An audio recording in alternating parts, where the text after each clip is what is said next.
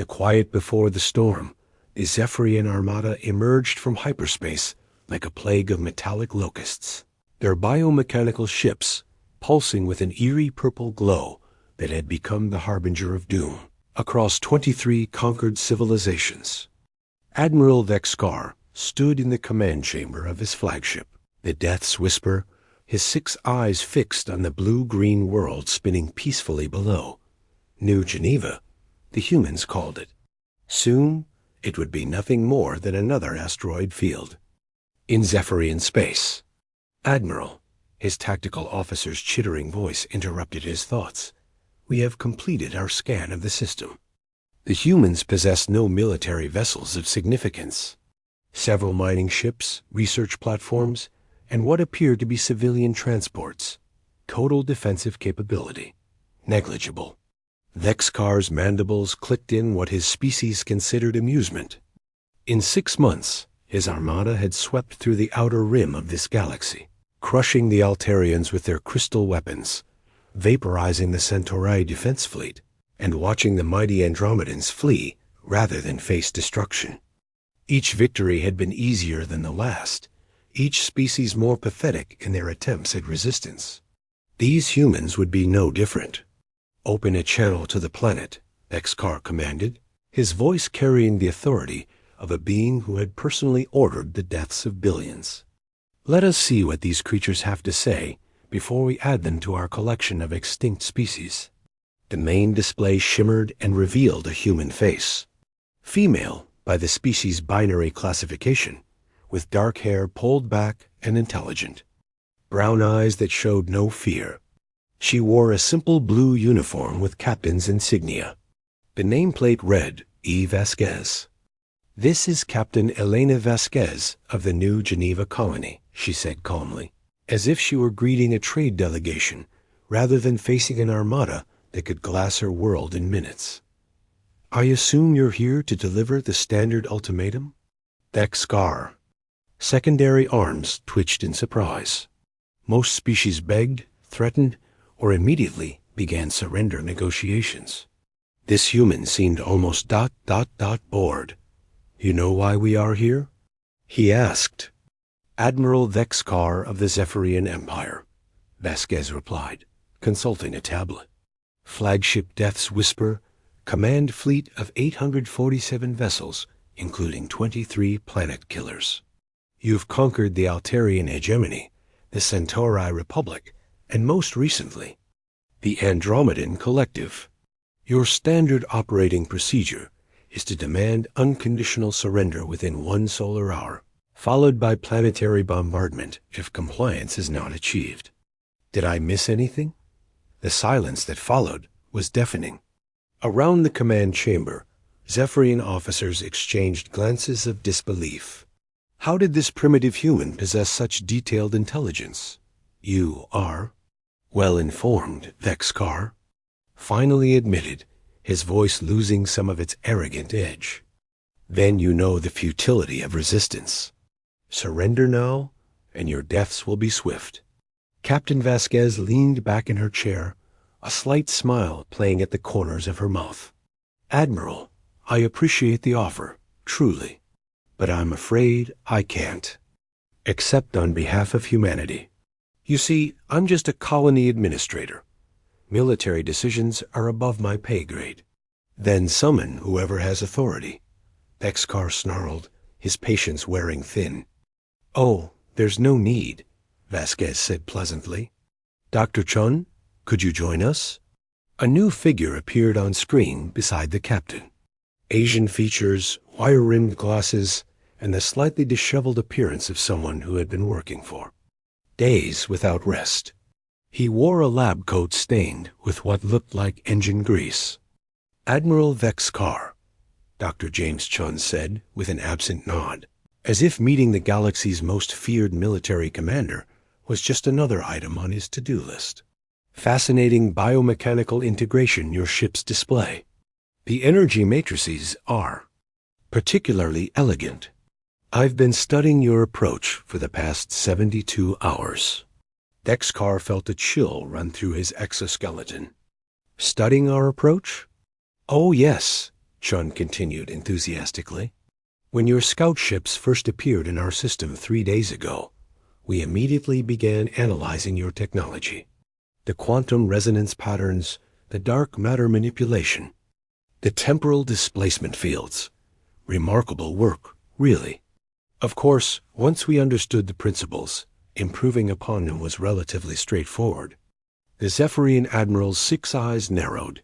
Impossible. Our technology is millions of years advanced beyond your primitive civilization. Dr. Chun adjusted his glasses and looked genuinely puzzled. Primitive? I'm sorry, Admiral, but I think there might be some confusion. Who told you we were primitive? Before Thexkar could respond, alarms began blaring throughout the Zephyrian fleet. His tactical officer's voice cracked with panic. Admiral, the mining ship designated Terraformer 7 has locked weapons on our forward dreadnought. A mining ship? Thexkar's mandibles clicked in disbelief. One primitive mining vessel threatens a Zephyrian dreadnought? The answer came not in words, but in action. Terraformer 7, a vessel that had appeared to be nothing more than an industrial platform designed for asteroid processing, suddenly unfolded like a deadly flower. Hidden weapon arrays emerged from concealed compartments, and the ship's hull reconfigured itself into something that looked far more military than civilian. You see, Admiral, Dr. Chun explained conversationally, as if he were discussing the weather, humans have this interesting trait. We're very good at making things look like other things. That mining ship? It's actually a prototype weapons platform. We call it adaptive camouflage technology. A beam of pure energy, unlike anything in the Zephyrian arsenal, lanced out from Terraformer 7 and struck the forward dreadnought. The massive warship, designed to withstand the combined firepower of entire planetary defense fleets, simply ... stopped.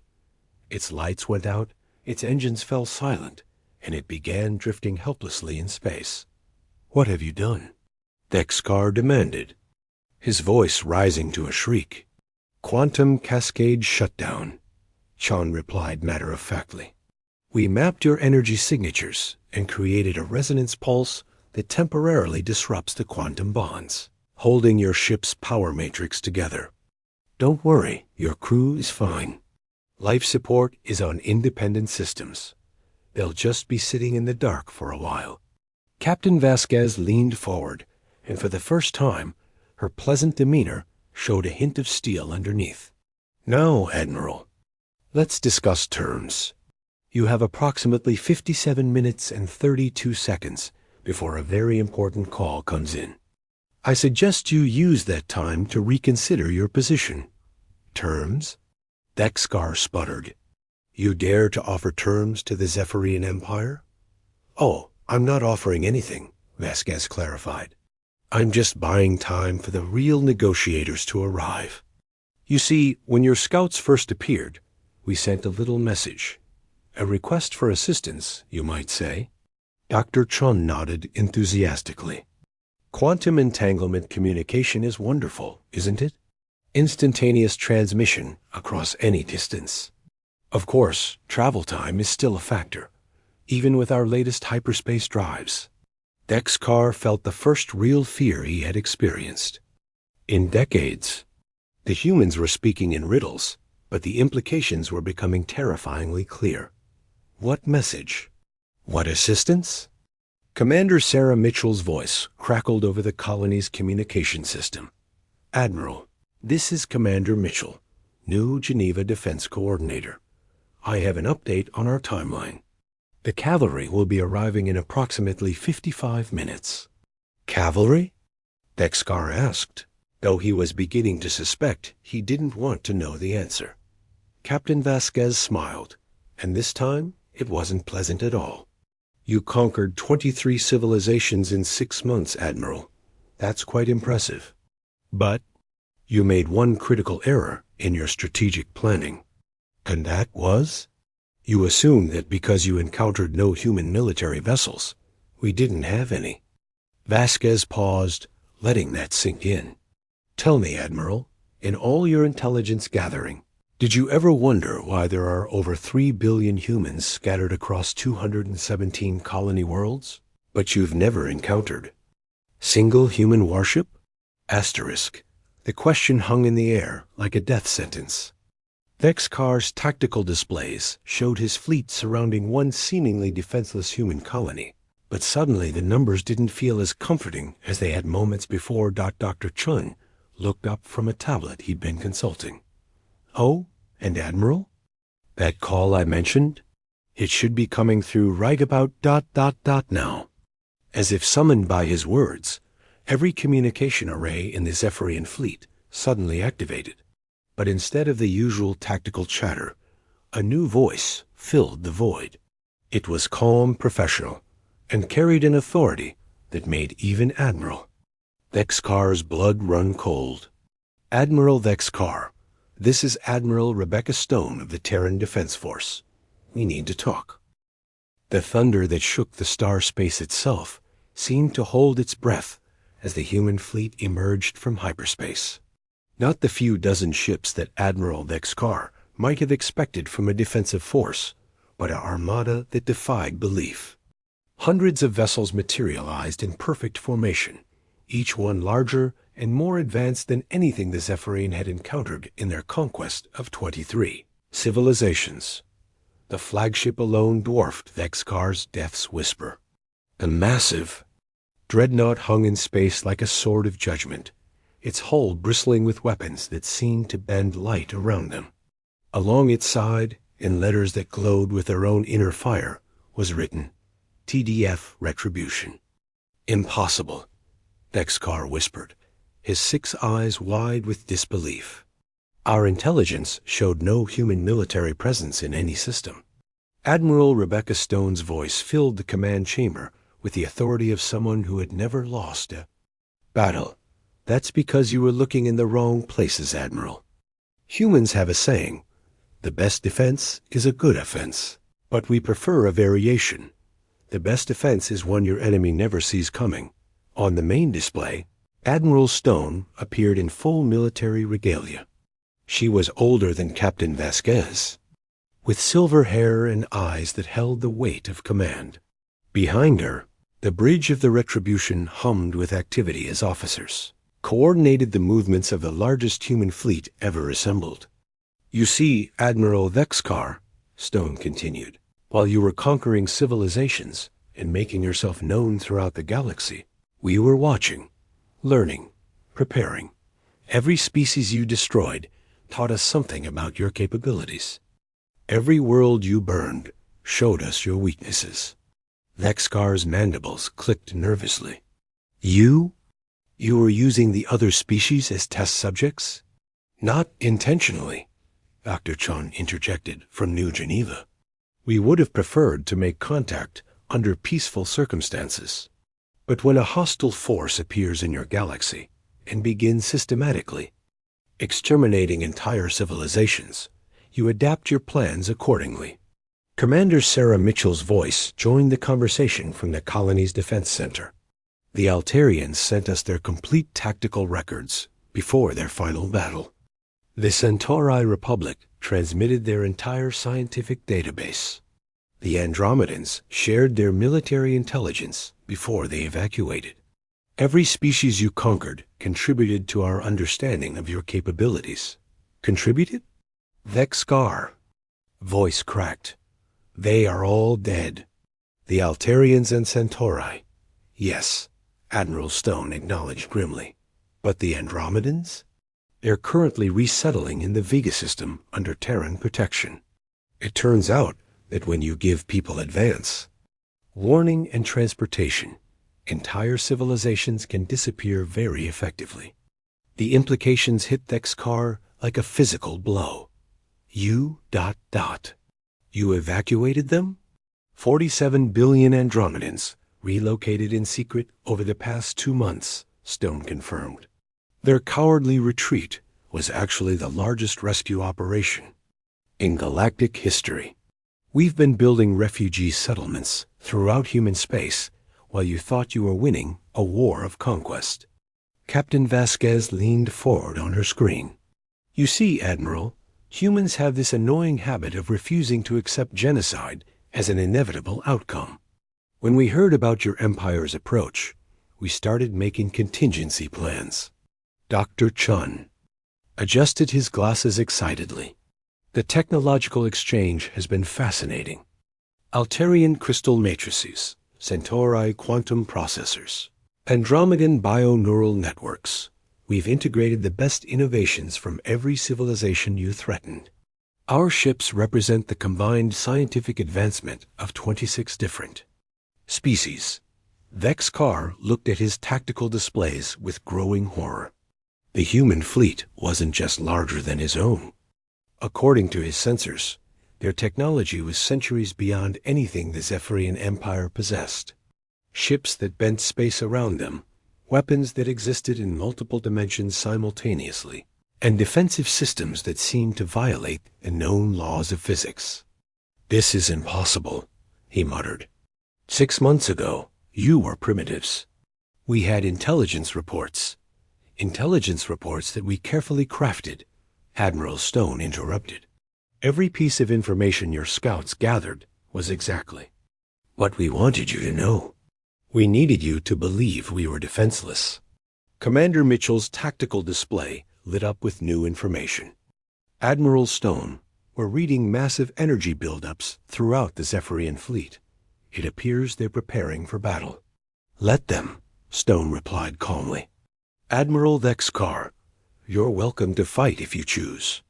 But first, let me show you exactly what you're up against." The demonstration was brief and terrifying. A single human cruiser, the New Horizon, moved toward the outer edge of the Zephyrian formation. It was smaller than most of Vex Carr's capital ships, but what happened next redefined the Admiral's understanding of naval warfare, that the New Horizon simply vanished, not into hyperspace, not behind stealth fields, but literally disappeared from all sensors while remaining completely visible to the naked eye. Simultaneously, 12 Zephyrian ships found themselves trapped in some kind of spatial distortion that prevented them from moving, firing, or even communicating. Dimensional phase shifting, Dr. Chun explained cheerfully. The ship exists in normal spacetime, but operates in a parallel quantum state. Your weapons can't target what technically doesn't exist in your reality, but we can affect yours at will. Surrender. Admiral Stone's voice carried the weight of absolute authority. Order your fleet to power down all weapons and prepare for escort to the edge of this system. You have 60 seconds to comply. Vex Carr's world was crumbling around him. 6 months of unstoppable conquest had led to this moment of complete helplessness. His invincible armada was outgunned, outmaneuvered, and completely at the mercy of a species he had dismissed as primitive. If we withdraw, he asked, his voice barely a whisper, what guarantee do we have that you won't pursue us? Captain Vasquez answered from New Geneva. Admiral, humanity doesn't want to conquer your empire. We want to make sure you never threaten innocent civilizations again. Here are our terms. Complete withdrawal from this galaxy, reparations paid to the surviving refugees, and a non-aggression treaty enforced by joint human Zephyrian monitoring stations. Reparations? Vex Carr sputtered. We are the Zephyrian Empire. Were, Admiral Stone corrected. As of today, you're a regional power that just learned there are bigger fish in the ocean. The choice is simple. Accept our terms and maintain your empire within your own space, or face the combined might of a species that just demonstrated we can make your most advanced technology obsolete. The silence stretched for long moments as Vex Carr processed the magnitude of his defeat. Around him, his officers waited for orders, their confidence in Zephyrian supremacy shattered beyond repair. Finally, he activated his fleet communications. All ships, power down weapon systems, and prepare for withdrawal. Signal the homeworld. Inform the Council that the expansion is complete. Dr. Chun looked genuinely sympathetic. Admiral, For what it's worth, your biomechanical integration technology is remarkable. Once we've established diplomatic relations, I'd love to discuss a scientific exchange program. Admiral Stone nodded approvingly. The galaxy is large enough for all of us, Admiral Vexcar. But it's not large enough for genocidal empires. We'll escort your fleet to the galactic border. Safe travels. As the Zephyrian Armada began its long journey home, word of humanity's victory spread through quantum entanglement networks across the galaxy. Species that had hidden in terror for months emerged from their shelters. Refugee populations prepared for return journeys to rebuilt worlds. And in the halls of power on 1,000 different planets, diplomatic missions began preparing for contact with the species that had accomplished the impossible. Captain Vasquez stood on the observation deck of New Geneva's orbital station, watching the human fleet maintain formation around the retreating Zephyrians. Commander Mitchell joined her, carrying 2 cups of coffee. "So," Mitchell said, handing over one of the cups, "what do you think happens now?" Vasquez smiled, taking a sip of the coffee.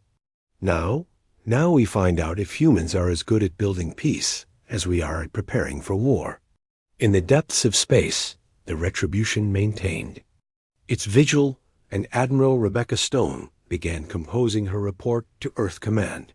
The opening line would become famous throughout human space. "The galaxy is safe. Humanity has announced its arrival." The age of human expansion had begun not with conquest, but with the simple declaration that some things would not be tolerated. Across the stars, civilizations that had cowered in fear began to hope again. And in the quiet of space, where silence had once meant death, it now promised peace.